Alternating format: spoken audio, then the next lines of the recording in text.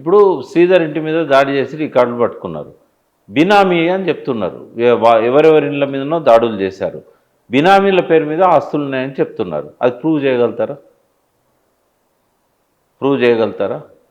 అందులో నిజం ఉంటుందని అనుకోవచ్చా?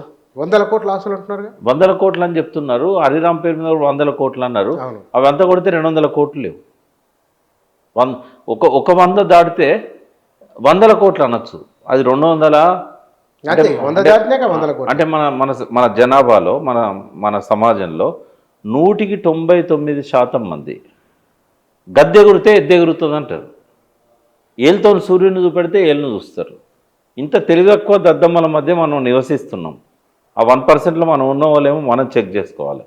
బట్ 99% ప్రజలు గద్దెగురితే ఎద్దెగిరింది అనుకుంటారు. సూర్యుని చూపెడితే ఏళ్ళను చూస్తారు. ఏమనంటే కోపం వస్తుంది వాళ్ళకు, మమ్మల్ని తిడుతున్నాడు అని. తిట్టాలి, తప్పదు. ఎందుకంటే అంత అజ్ఞానులు ఉన్న సమాజంలో ఈ మీడియా వాళ్ళతో ఆడుకుంటూ ఉంటుంది. ఇష్టం వచ్చినట్టుగా వార్తలు ప్రసారం చేస్తూ ఉంటుంది. ఎంతమందికి శిక్ష వేయించిందండి ఏసీబీ?